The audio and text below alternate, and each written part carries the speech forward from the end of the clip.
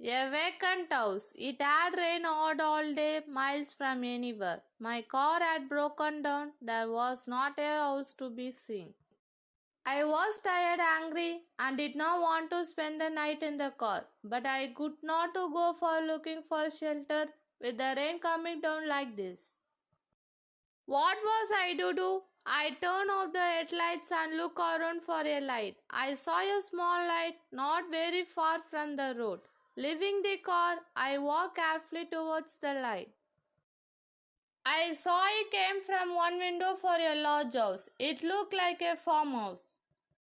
I knocked twice on the door, but no one answered. I turned the handle slowly and opened the door. Going in, I called out, "Is anyone there?" There was no answer. Seeing a thin line of light under one of the doors, I opened it into an empty dining room. The table was set for a meal for two. In the middle of the table was an oil lamp. At one end of a chair had been knocked over on the floor.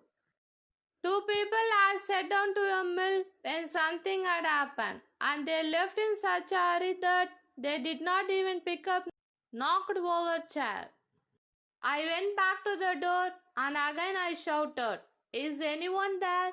But no one answered. So taking the lamp upstairs, I looked into all the bedrooms, but no one was there in that great big house. And yet I had a feeling that someone was watching me from somewhere. Cold, angry, and little frightened, I came back to the dining room. I sat down to eat. Warmed by the food and a glass or two of the juice, I felt better because someone was still and the people who live here had to leave suddenly. I thought they will be back in the morning. It was now late and I was becoming sleepy. I remember that in one of the bedrooms I had seen a made-up bed. Taking the lamp with me, I again made my way up the upstairs. There was still no sound except for that my own footstep, but once more I felt that unseen eyes were watching me. Once I thought I heard someone following me just behind the light of the lamp.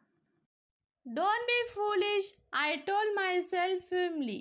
There was always noises in an empty house at night, and even when I turned the corner and saw something white waving for a moment in front of me, I refused to be frightened. A curtain blowing in the window, I said and walked on. But I was happy when I found the room with the bed and I shut the door firmly behind me. Putting out the lamp, I lay down and was asleep soon. I woke up with uncomfortable feeling that there was someone or something in the room. Listened for a moment without moving. There was sound near the door, then silence. I remember the moments I had here behind me, on the stairs early on. The white thing I had seen for a moment at the end of the empty passage. Was that really curtain blowing in the wind, or was it? At the moment the sound came again. Someone knocked his foot against a piece of furniture, and deep voice said, "Oh," another voice answered, "Shh, be quiet, you fool. You will wake him." This voice did not belong to a ghost. I was about to call, "Who is there?" when the first voice went on. "He is asleep. Anyway, he saw nothing. He will do no harm." After a moment or two, the footsteps moved away, and I heard the door close quietly. As I lay there thinking about what I had heard, a different kind of fear took hold of me. What had not I seen? What harm could I do that this meant fear? Their voices had sounded rough and odd. What was going on in this strange silent house, which seemed so empty and was not? Whatever it was, I decided that the sooner I got away from this place, the better. Very quietly, I got out of bed, put on my clothes, and went to the door. By this time, daylight was beginning to come in through the window. I felt my way towards the top of the stairs. Carefully and quietly, I went down the dark stairs towards the front door. There was light shining under the door of the dining room. The door was not quite shut, and I could hear voices inside. Holding my breath, I stood close to the door and I listened.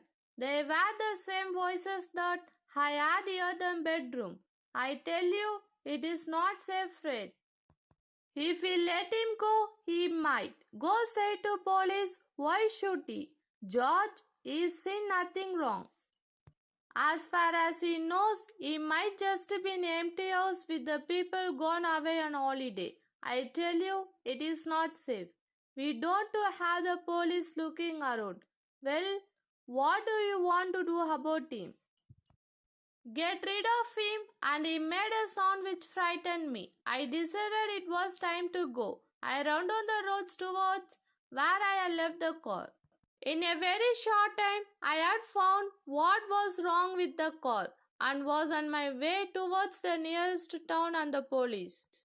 When I arrived half an hour later with three policemen, we found the two thieves still in the dining room. The handcuffs were under them before they know what was happening. In a shed at the back of the house, the police found fuels and other things which they had stolen during the past month. The police told me that the owner of the house were on holiday. I told you, said George. Azzy and Fred were put into the waiting police car. I know it was not safe to let him go.